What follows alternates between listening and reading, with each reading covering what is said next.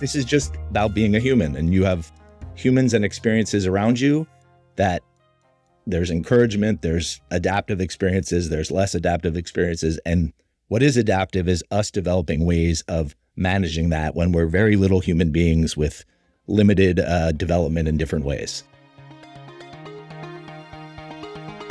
Hey, it's Amy from Create Magic at Work.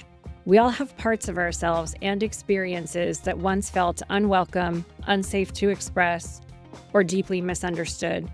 So we buried them. We're about to go treasure hunting in the places you were taught to avoid. This episode is part of a special mini-series called Finding Treasures in the Trash, hosted by executive coach and creator of Inner Truth Work, Cari Crevetto. Cari brings decades of corporate leadership and deep spiritual practice to guide high-achieving, soul-seeking humans through the process of reclaiming the parts of themselves they've cast aside. Through raw conversations and profound truth work, each episode invites you to turn toward what you've disowned and begin integrating it back into the whole, beautiful human that you are. Because your treasure doesn't always live in the light. Sometimes it's buried in the trash. Grab your gloves, Cari lead the way. Let's dig through this trash. This is Cari Crevetto. Thank you so much for joining me on Finding Treasures in the Trash, a 12-episode mini-series nesting under Create Magic at Work. If you like what you hear, I'm offering you a special 5-day meditation series called 5 Days to Truth. It's the beginning practice of what we're talking about here on Finding Treasures in the Trash.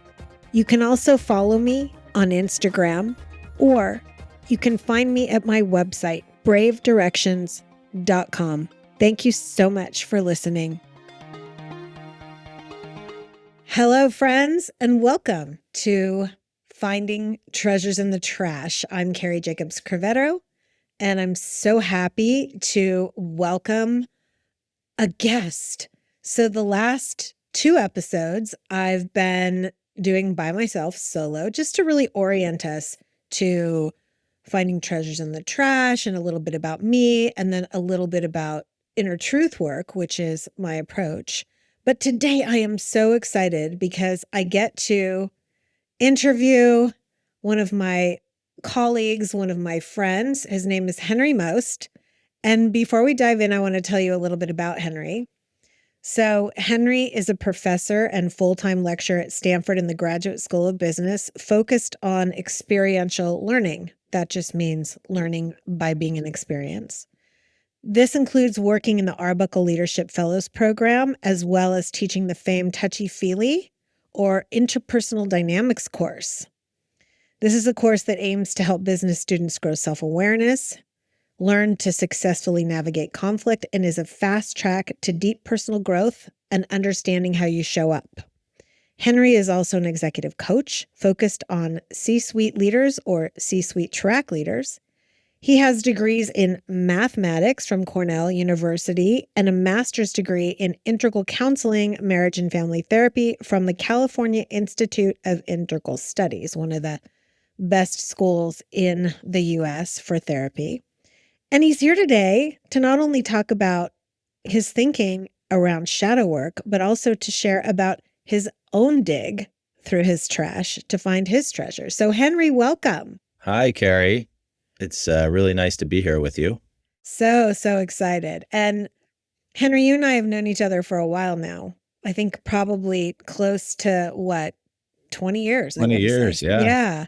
And we've had different ways that we've oriented to each other. Yeah, it's very cool. And most recently, we worked together at Stanford. Yes, it's been delightful because I didn't know that was going to happen, and it's been this wonderful kind of full circle for our friendship, and now we get to work together and be friends, which is wonderful.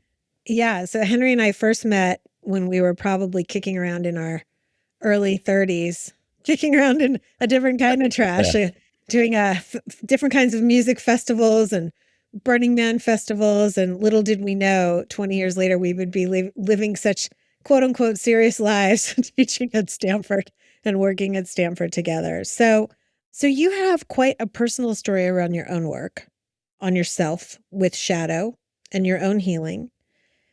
But before we dig into that, you also have a framework that you shared with me when we were working together one day. And I found it really captivating and really apropos for the show.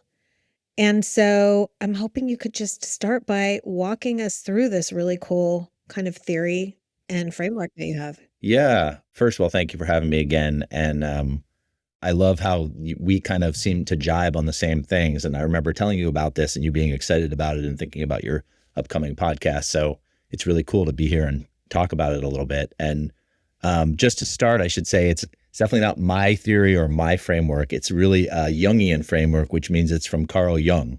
I'll probably say Jungian, and when I'm saying that, it means that's what it means. It's based on Carl Jung's work. So Carl Jung was a very famous, really psychiatrist, one of Freud's mentees, and he, of course, went through his own journey with this thing I'm going to describe. But it really basically is like this two-part journey that you go through in life effectively. Of course, you kind of have to choose the second half of it, but effectively, it's this journey we can go to do what he would call individuate, or become the person we were meant to be, the soul we were meant to be. Sometimes there was this idea of the acorn theory, is that we were this acorn meant to be something, and we had to grow into it. But to grow into it, we have to go through this process that I'm going to share. And some people never go, like you said, you can kind of choose to go through the second half, which you're going to share. But I imagine some people never go through it and they're sort of stuck in acorn world. Yeah. And as you say, one thing I really appreciate you've said is some people, they're kind of rocking it. They're happy. They're doing their thing. Maybe they are feeling fulfilled. I'm very much not a one size fits all. So this is a framework that's helped me. I think it's true for a lot of people. What I like about it is this isn't a modality. This isn't like a form of therapy. This sort of would be an umbrella that encompasses a lot of what you're doing in different types of growth work, many different types of therapy or other types of workshops or modalities. This is really a framework that you can think of it within. And I think I really like that, because whatever I'm doing in my life or whatever I'm talking to people about, they can go explore it in many different ways. On their own too, yeah. Right? They can kind of do it on your own. Yeah, exactly. And whatever setting suits them, whatever type of work suits them. So basically the idea here is that in the first half of life, there is what's called the ascension of the ego. And when I say ego, I don't mean narcissistic, full of self ego. That could be part, or inflationary ego, as you might say, that could be part of it. But what we're really talking about here is kind of what you call ego development, a sense of self.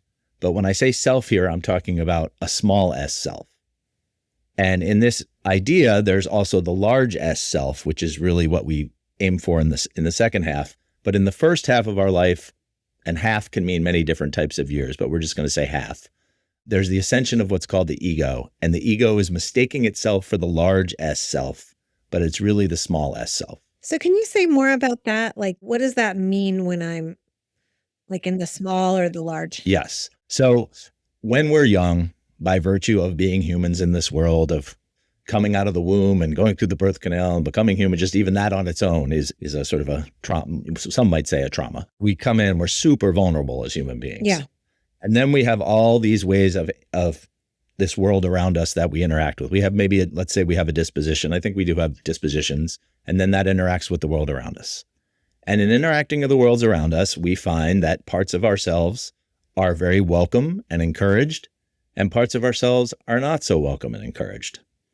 When I say parts of ourselves, those could be feelings, ways of expressing those feelings. It could be behaviors, all these things. Anything that fits into that realm that's not welcome, it kind of goes into what we can call the shadow. And I know you're interested in shadow work, and that's an important thing for you. So it goes into, it's almost like a unconscious repository. I for some reason, I always put it over here to my right side. I don't know why, but that's where I put it. There's this dark repository at the side where these experiences, these ways of being, unprocessed, unencouraged, unwanted, they go in there.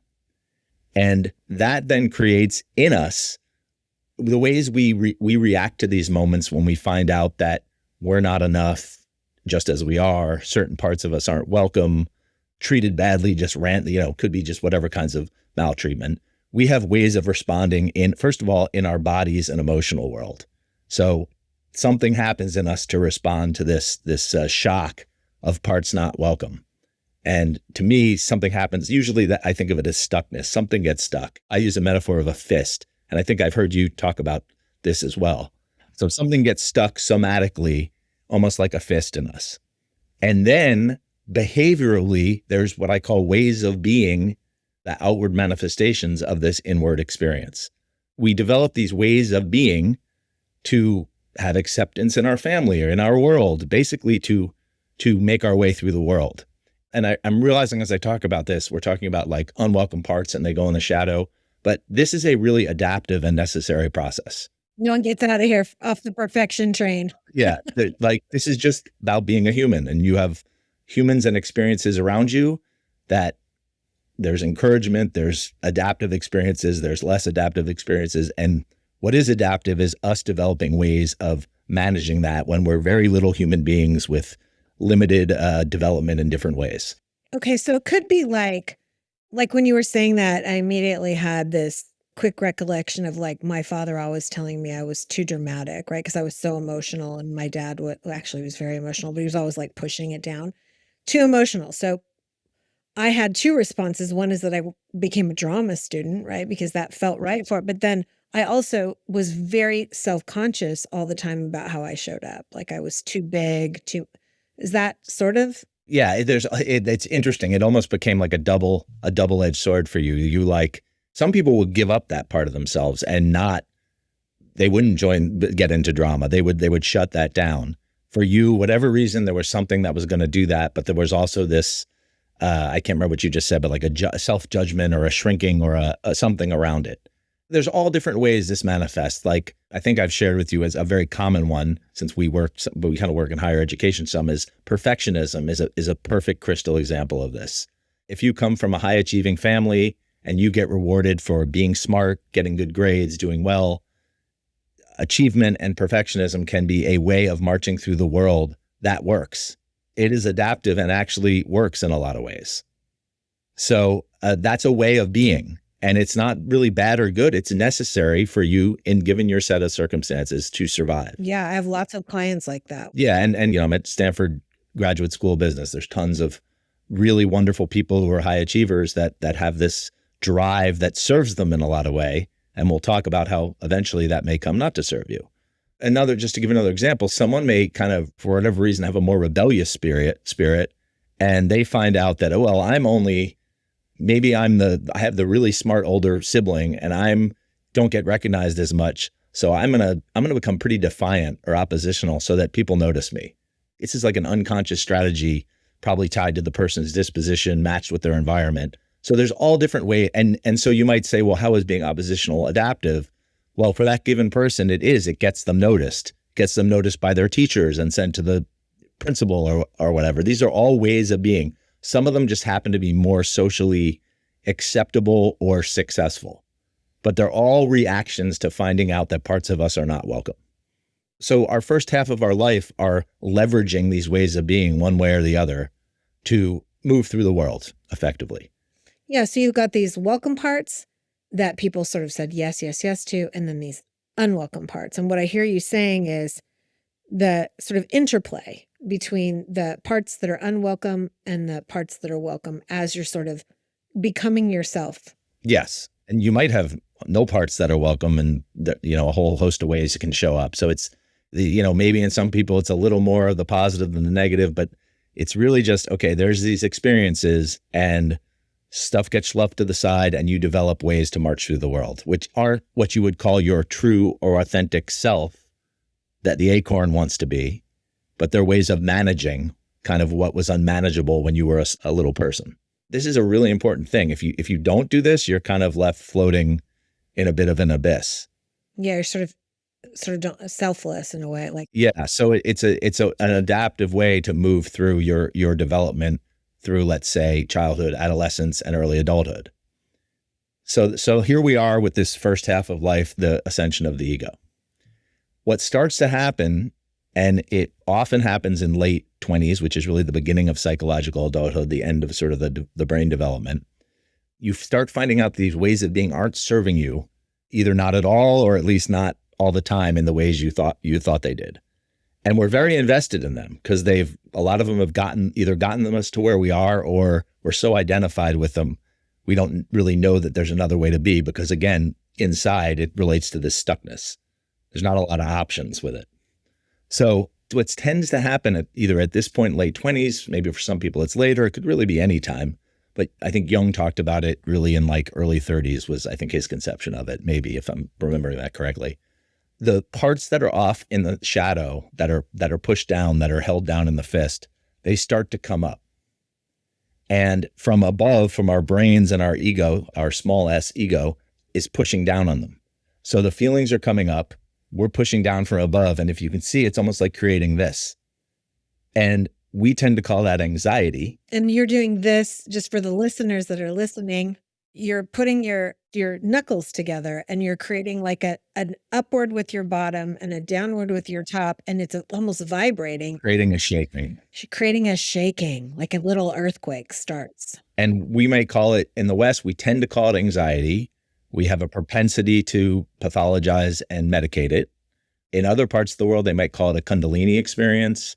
Some people might call it a spiritual emergency and have ways of working with it that are very different. That, and I'm definitely not a one size fits all. So this is not like, oh, I'm tearing down the way the West deals with it. But there is a reality, I think, to what we see happening when people struggle with these parts of ourselves come up, and really, as opposed to sort of making that wrong or trying to make it go away, from this framework, it's really an opportunity.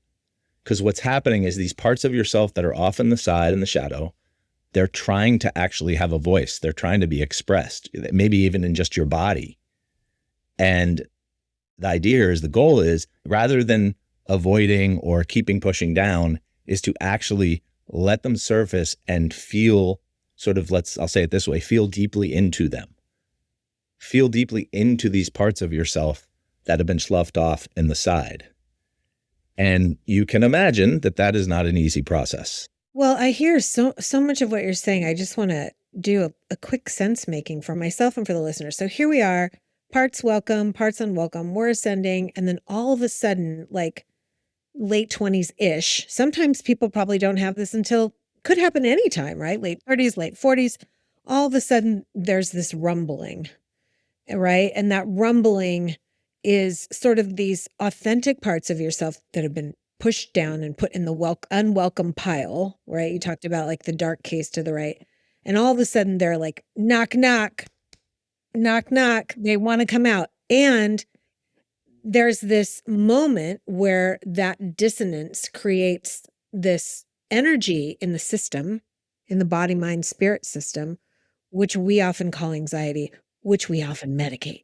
Right? Again, I want to say I'm not anti-medication. It's just that what you're describing is kind of like this natural state of individuating, of becoming human, and we're like truncating it. Or as you might say, it's the trash that there's treasure in if we actually explore it and let it be treasure. Yeah, wow. I'm just letting that soak in. Like, society's sort of telling us like this is still unwelcome, right? Take a pill. Yeah, or distract yourself or whatever. So basically, if you are willing to go through this process, and this can look, there's so many different modalities, ways to do this, feeling into these parts of yourself, doing it safely. There often can be trauma, and you want to be careful how you plunge in. But in general, let's just say you want to kind of go deeply in. And the idea is you are reclaiming these parts of yourself so that they can be integrated more fully. And essentially, another way to think about it is that fist we're talking about, it's almost like we're taking like a little gentle hammer and chisel and starting to open it a little. Whatever was stuck down there is now opening up, or you could say we're reintegrating these parts of ourselves. And by doing that, theoretically, we're becoming a more integrated, a little more whole version of ourselves. And then the second half of our life, or from that point in our life, it can then become the extension of the self with a capital S. And the ego then subsumes itself, because the ego is still necessary. We still need to march through the world. The ego then subsumes itself back into the small s self that it always really was, but mistook itself for the capital S self. And the capital S self can ascend in the second half of life. When I say capital S self, there's a lot of different words you could use for that. For me, I think of it as like you're a more authentic version of yourself, a self with more choice, more response flexibility, more agency, can drive you, steer you in the second half of life, which often leads to more generative choices and experiences, whether it's in work or personal life or whatever. Now, I want to get into your personal story around this, but I also want to ask you, because I'm having an aha moment too, which is I imagine that in the life of a business person, right, or in our work life, we're also doing this same kind of like, who am I as a work person? What's welcome? What's unwelcome? We're ascending in that. And then at some point, we become a quote unquote leader, right? And many of the times the shift doesn't happen because I feel like there's also like a break where that small s, large S has an opportunity to move from doing and producing, like, here's everything I produce, here's what I get the pat on the back for, to suddenly how you are. We call that from doing to being, right? Is that kind of the same? Yes. Yeah. I love the way you're saying that. I think there's two aspects I want to respond to what you said. The first is, yes, when we're in our professional environment and when we're in any different environment, we have different choices about how we show up and which parts of us we bring forward. And that doesn't change even if you go through this process and you're a more authentic version of yourself. It's just there's a little less, what's the word? It's a little less neurotic in the choosing. Like, oh, this isn't the part of myself I'm bringing here. I'm bringing this part. And it's probably a little less chaotic and a little less like, oh, is this okay? Am I giving up this other part? It's a little more choiceful. And I think in some ways, this is all about having more choice, more agency that comes from a genuine part of you versus coming from that fist, an open part of you. So that's the first part. And the second part is, yes, I couldn't agree that, I think we've talked about this some as executive coaches. What we're really working with is the being versus the doing part that's called forth and necessary as people ascend into leadership. Whether that's difficult conversations, feedback up, feedback down, executive presence, whatever it is, it becomes about interpersonal, which generally taps into intimacy things, which generally ties into these parts of ourself that are off to the side. So yeah, I think this is really relevant for the work we do in that way as well. Okay, let's get into how this showed up for you. Let's dig into your trash, Henry. Yes. It's really interesting to think about how these things can manifest in terms of the shadow. But I was the youngest by 10 years. I have 3 siblings, 10, 12, and 14 years older than me. All the same family, no step, just all the same family. But I was 10 years later. So I'm taking a deep breath as I start sharing about myself. Yeah, let's do it. Let's take a 10 it's seconds. amazing when you go from up here to now like centering, and it's a different experience in me. Yeah, you're moving into your body, huh? Yeah. Feeling into that experience of, so I was this little person basically with what looked like 5 adults around me, even though my siblings were teenagers. But from my view, these were 5 big people all taking care of me. And what's interesting with my family, I would say, is that, well, one thing is that I was treated really well. I got a lot of love. I got more individual attention from my parents than my siblings did. All my siblings were really good to me. So all that actually was pretty supportive and has probably had a huge impact on me being able to march through the world in a favorable way. Parts of me weren't discouraged. But what was really hard in my family is there was a lot of turmoil and dynamics between those 5 people, and especially between my parents.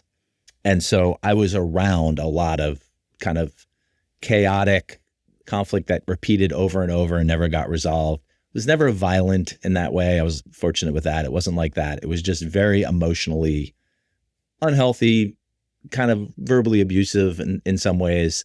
And I was just this little person, right? So I learned early on, or as an unconscious adaptive strategy, when let's say my parents were yelling at each other pretty badly. And I have this very distinctive image of being in my bed at night when this was going on. And I would just tense up my entire body, especially my stomach. I think you've talked about this too. And I relate to you in this like holding somatically my stomach. So all these feelings that were in that moment, which were probably fear, maybe even terror, deep sadness, I was tensing up so I didn't have to feel it. And that was a very adaptive strategy as a little person to deal with it. But all those feelings basically went off to the side because they were unmanageable. And my body, almost forming a real fist of itself, helped me kind of like what felt like survive, basically. Yeah, I'm almost getting this image of this chaos around you and this turmoil happening. And there you are, this little person in your room, like almost attempting to stop it with your stomach. Like you could make it stop with your stomach. An image which actually, it was only really a number of years ago, which I remembered that image of being in my room, even after I'd done a lot of the work we're talking about. So it's amazing how this stuff, the other thing we've talked about is the iterative nature of this. So that was one piece of this. And there's a lot of other things, but I think that's a good solid one to share about me. Like that's been a huge part of my life, unlearning, tensing myself up. And I'm still learning that. And then the other thing I would share that's a little more sort of thematic is my father was 52 when I was born, and he was an eye doctor, an optometrist, and which was fine, gainful living. But he was a really smart man, very creative, and he did a lot of things earlier. Some of them didn't pan out. So he just felt like he didn't really reach his potential. And basically, I grew up with my dad from 52 on at that point in his life, kind of feeling that way. And I loved my dad. My dad was a very unique individual, which that's a whole nother story. But so I internalized that sense of almost failure or not enoughness. So these are two aspects of me. One is just the somatic reaction to what was around me when I was really small and got a little bigger. And then the other was this story that I internalized. And it's almost hard to say what's in the shadow from that part, but basically there was just a lot of not enoughness. All this stuff got off to the side that I just kind of ignored. Basically, I ignored until I couldn't ignore it anymore. And I share those two pieces because they're really salient for the turning point where I kind of got to the midlife point. I can see even the emotions that's still present when you go back in time to that first ascension and that small person and how that, even through all the work, right, we can still sort of feel that resonance of that. Yeah. And I think the somatic part is so much a part of my ongoing work. And the dad part, it's really interesting because I've done a lot of work. I'm not going to say I've completely surmounted that way I internalize that, but I don't talk about it as much anymore. And it's interesting to talk about it and feel into that sadness, which I actually kind of feel for my dad. It really brings up feelings with my dad and like a tenderness towards him. So yeah, there is a lot there for me in that, I will say. So then you hit the moment, right? The late 20s-ish, is that when it hit? It really early, almost mid-30s for me. So I'm doing what I'm doing. I worked after college. I had a really good job. Then I quit. I traveled around the world. Moved out here. And that was around the time I got to know you and was doing a lot of fun things in life. But I was also playing it pretty small in a way. I was working in data analysis, but in a way I was playing pretty small. I was kind of living into my dad's story for myself. I was like, I was gainfully employed, but I wasn't really soaring. I was kind of a reluctant leader, I would say. So I was kind of just in this where I was collecting life experiences, having fun, sort of developing, but there was still just so much like not enoughness, so much tensing against the moment in me. And what we didn't talk about earlier on is often that shift that we talk about in midlife, that when there's the pushing down and pushing up, the shift is often precipitated by something pretty big, some kind of crisis. And for me, it was a pretty short relationship that was super intense. I describe it, this person, as it was like self-esteem by proxy. This woman was, I wanted to go out with, and I was able to, and we really clicked. She wasn't really that interested in being a long-term relationship, but she was developed in certain ways, confident in certain ways I wasn't. And I kind of clung to it for dear life. And, it was very kind of powerful, but also tumultuous. And finally it ended. It was probably 7 months. And I just collapsed. Total, what we'll call ego death or loss of self. And, I smile about it. It was catastrophic in the moment. And it's nice to actually be able to smile about it now. But the thing that was powerful, I was probably 34, and I had done enough exploration therapy, a little bit of some Buddhism. Like I actually had done a fair amount. I traveled around the world. While I was in loss of self, I didn't become self-destructive. I kind of laid myself bare before the world. I was like, I can't force anything different right now. I just have to stay with this. And So did this feel like, just to make it real, because I'm getting the flavor of it. So you meet this woman and, I love this like sort of ego by proxy. Like she was what you wanted to feel or be, it sounds like. it was, yeah, there was something qualitative about it that was like, it wasn't like necessarily what she was doing in her life per se. It was more like a quality. The quality of her, right? And then she says no. And suddenly, what is it? Depression? Is it anxiety? Is it both? Like, what is the tangible emotion that people who are listening could relate to? It's not really depression or anxiety. I mean, they may have been aspects of it. The best way I can describe it is loss of self. And what I will say is I was on the verge of tears all the time. So there was like clearly there was a ocean of sadness that was back there. And this was a conduit for it to come out. But it wasn't like I could tell you like, oh, I'm sad because of this. Yeah. So almost like a loss of self-resilience. And what comes to me is like these moments, right? These huge life moments where like Pema Chodron says, when things fall apart. And when things fall apart, even if it's a small thing, like I got a bad review or I had a fight with my loved one or my kid slammed the door and walked out, right? Like when things fall apart, sometimes it can feel like a loss of self-resilience, like we're falling apart, right? And you talked about like the tears won't stop coming. Okay, so then you have this moment and what happens next for you? So I emphasize the kind of laying myself bare. Like it was falling apart, but it was almost like I couldn't even describe it as that. It was just more like I was this with my hands to the side, like releasing myself to the whims of the world almost is how it felt. So I started, it was funny. I actually was at Burning Man right after this happened and I was in kind of a mess, but I was talking to a friend of mine and I was talking about how I wanted to go to graduate. Always had thought about graduate school. And she told me about CIIS actually, which you mentioned at the beginning, which is a very kind of special, unique kind of mind, body, spirit oriented school. So I was like, oh, it sounds interesting. And then I was there's always a temple at Burning Man and I was out sitting there. One night I was there. I spent a good amount of time there that year. And I just sat down next to these three people and just random people. And they all went to CIS. I was talking to them for a while about myself and they're like, oh, you should definitely come check out the school. They're like, I think you would like it. So that I made it through that week. That happened. And then there was an open house for CIS maybe 3 weeks later. And I went to this open house and I didn't know what program I wanted to do, but just being in that environment, the physical school, I was like, this is where I belong. Like, this is where I need to be.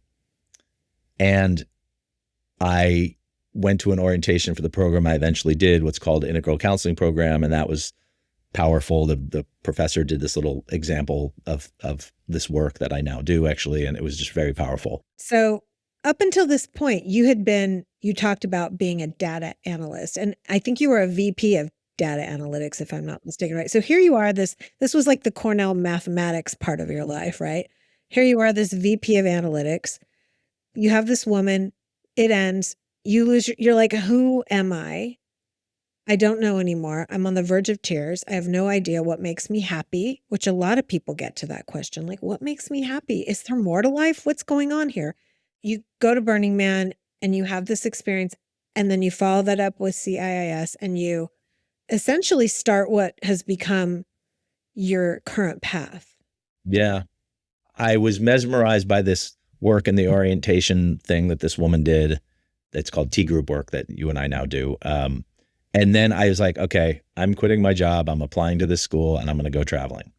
And I just was like, I knew I was going to get in. I was like, I'm going to get into the school. And I went traveling and I got in while I was away. And I came back and I was able to do my job as a consultant and go to school in a weekend program.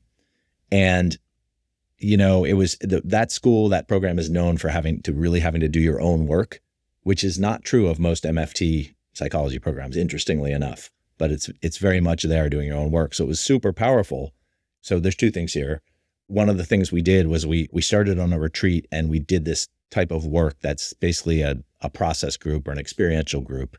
And I had this moment where I was like, I was not the most agile person at it, but I had this moment where I was like, I think I could facilitate these, which again leads to the path that I went down. And I highlight these moments. I'll come back to that in a minute, but there was these moments where I just knew something.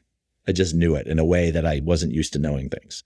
And the other part of that was I continued this sort of bearing of myself deeply into somatic work as part of school. And I think I've shared this with you before. I started having these experiences where I'd be walking around town and I would suddenly feel sadness, and it would turn into just vibrating energy throughout my entire body. And I would just stop on the sidewalk and I would just feel that sadness, a wave of sadness just turn into vibrating energy in my whole body. And so to me, that was so here's a crisis, here's me opening up to these parts of myself, and then here's me really, really feeling them, like really leaning into them, not trying to make sense of them. For me, it was very somatic, like, whoa, I'm just letting my body feel all these things that have been off to the side, unexpressed, stuck in a fist. So those moments of knowing, or first the synchronicity, the serendipity of the people I sat down next to and went to CIS, the feeling when I went to the school, the feeling when I went to the orientation of the program, the feeling when I first was in this type of group that I now do. And then after school, when I got the email about the facilitator training program that I went to, there was just these moments of knowing that I hadn't had before. And I didn't think I was the kind of person that was going to have those moments. And when I say knowing, I wasn't making like a rational choice, or even, it didn't even feel like choosing. It was like my body and my gut are moving in this direction and I'm just going in that direction. And that came directly from this bearing myself and just letting enter and responding to what was. And that really has led to, if you look at what I'm doing now and pretty fulfilling work that I do, it really came from that being open and feeling into these parts of myself, and thus being able to pay attention to what was in front of me in a way that I hadn't before. So it was like a different way of knowing for me. So that's the first important piece. And the second important piece is I had to learn your question about, does everyone need to do this? I was doing work that I liked before, and I was kind of a reluctant leader, but I'm very existential in nature. Like, I'm kind of like everything is meaningless at base.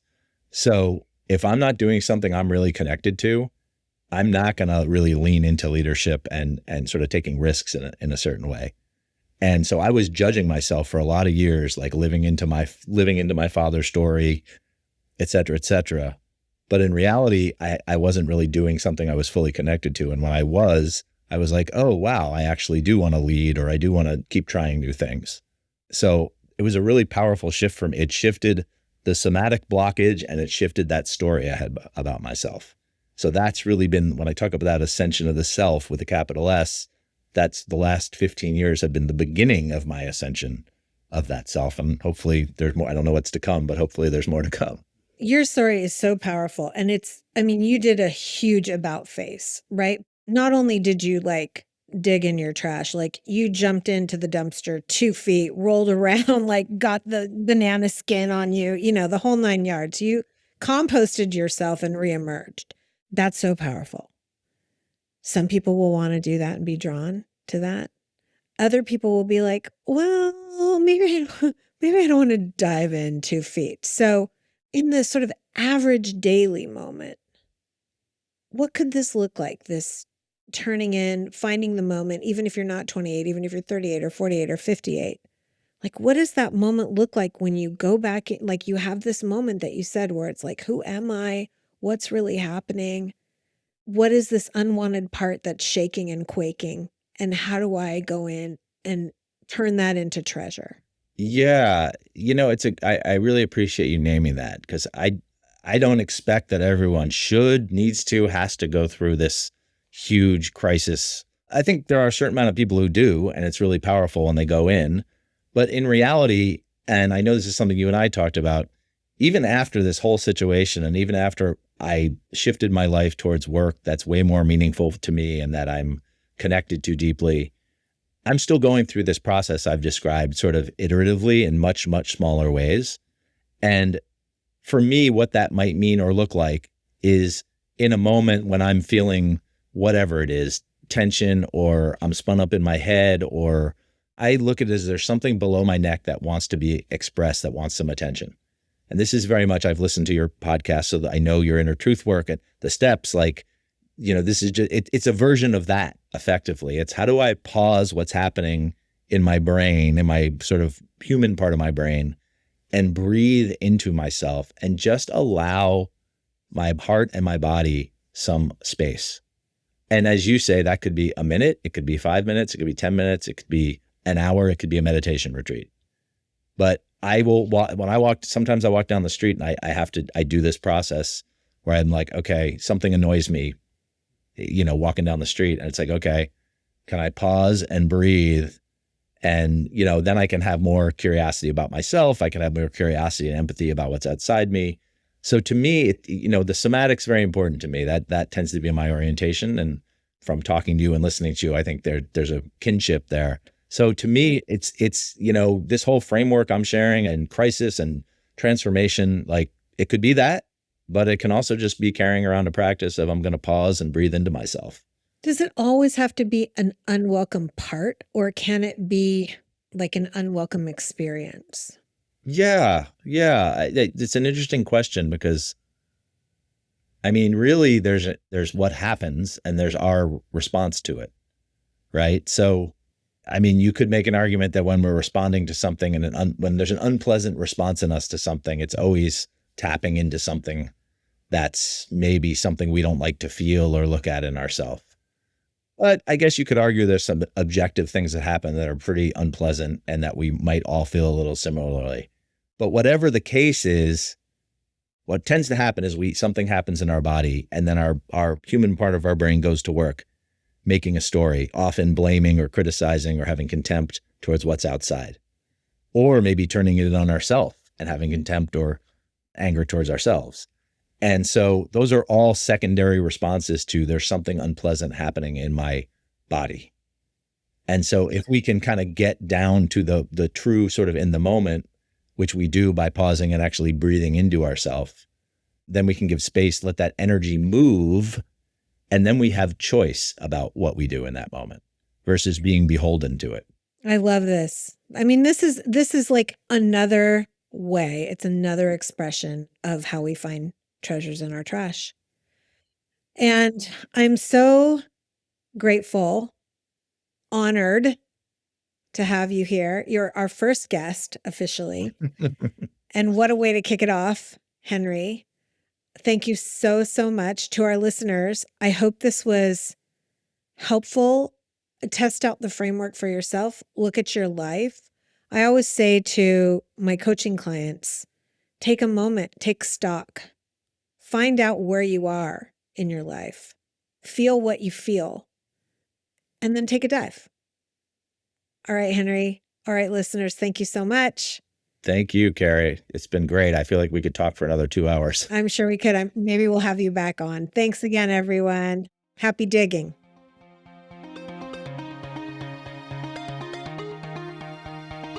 I want to thank each and every one of you for coming back every week to listen to a new episode of Create Magic at Work and really helping to support and advocate for healthy leaders, workplaces, and lives for all of us.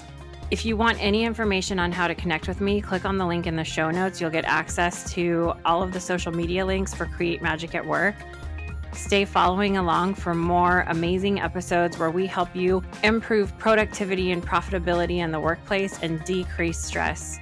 Sending magic to everyone, and see you next time.